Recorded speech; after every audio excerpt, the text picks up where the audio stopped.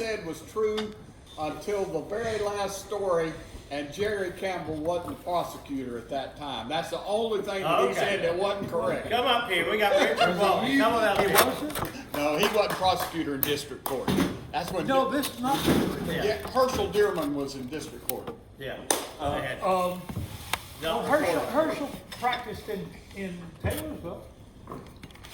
Yeah, but we've gone to the district court system then. When and he left, you remember when he All right, retired? all right. I fought him. You're exactly right. He wanted to be out of court by 11:30 and go. Yeah. And Martin would go with him, I think.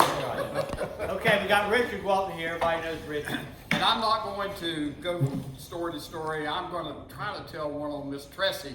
That was kind of what we were all about. And Martin knows this story, and you know, things were quite different. And I started in 1968. Miss Tressie was an older lady at that time. She was 75 years old, I think, 74, 75 years old. And she was certainly part-time practice at that point in her career. And she was still doing some criminal work. And in 1968, we had just within the breathalyzer was only a year or two old at that time, and so it was a little bit new to some of the people. Well, in the winter of 1969, we were holding Superior Court. We only had Superior Court once or twice a year at the most, and we usually got the cream of the crop when it came to the judges. And this was, of course, Judge Armstrong again, the infamous Judge Armstrong. And Judge Armstrong had sent some 2 or 3 weeks before court a dress code and telling every lawyer how they were to dress in his courtroom, telling every female lawyer how to dress, and telling the clerk's office how to dress. Well, of course, court time comes.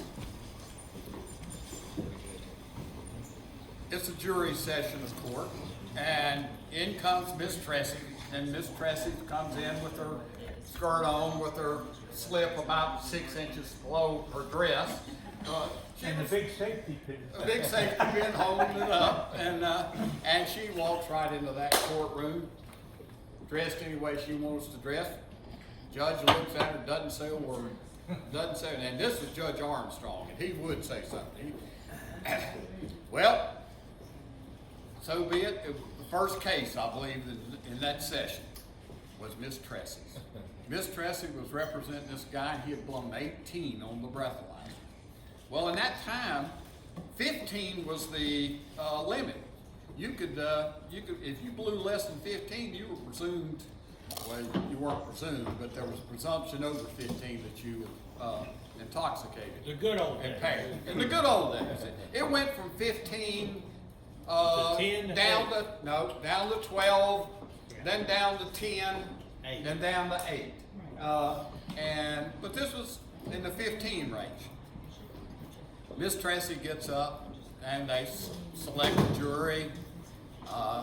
State puts on his case. The state has a good, strong case. And, you know, the officer testifies that she blew 18 on the breathalyzer.